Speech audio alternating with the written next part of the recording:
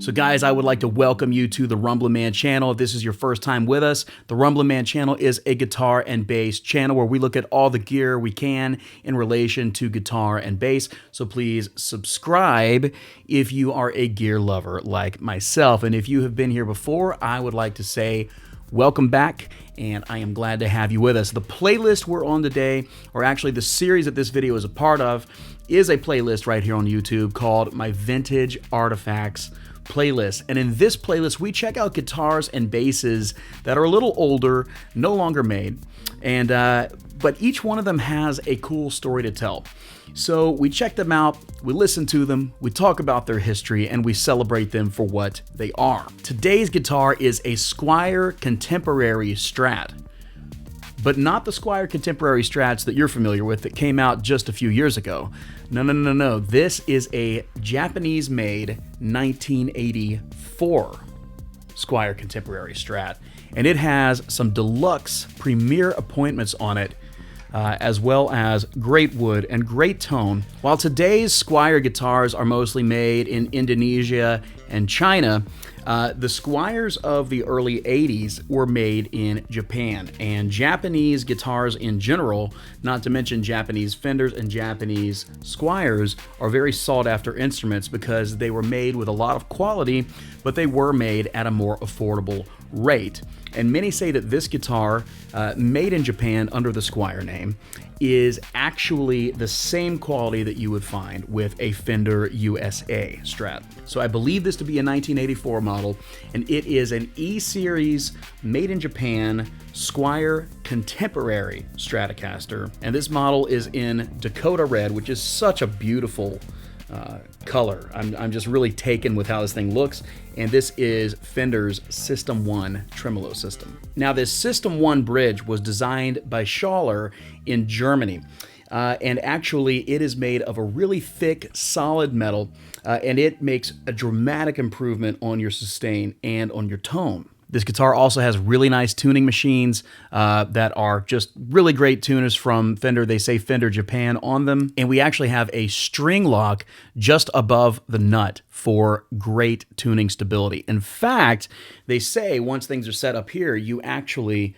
tune the guitar using these knobs down here on the bridge. So the hardware appointments on this guitar are really ingenious designs, with rolling saddles and everything. They really help your tuning stability, and they really help your playing experience, and they really help the tone of the guitar as well. I mean, it's upgraded to the max.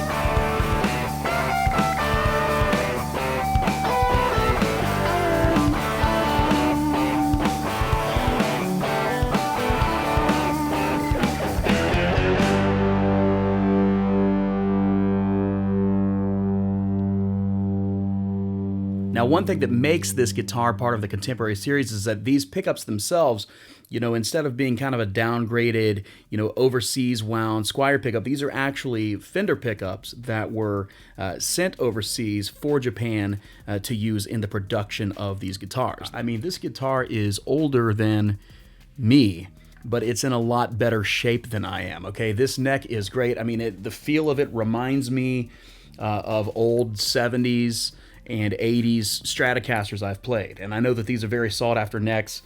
They were meticulously crafted very, very well. They say that these Japanese-made Squier E-Series guitars were built on the same level as the Fender models. In fact, the System 1 bridge and the string lock are the exact same ones that came on the Fender models of that time. The E-Series, according to many experts, was Fender's finest series to ever come out of Japan.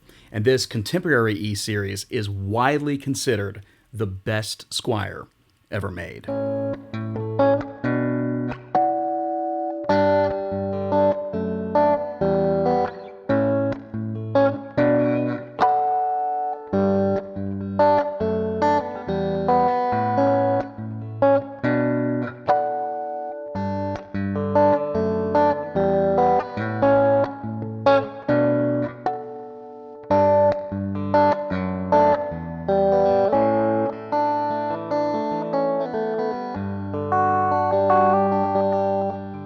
Could this very well be the best Squier Strat ever made? I would not be surprised one bit, because it feels like the same quality as the 1980s Fender Stratocasters, yet it is a Squier. It is Japanese made, highly sought after, sounds great, holds up great, functions well. So honestly, yeah, I'm pretty sure that today they're not making Squiers quite like this one.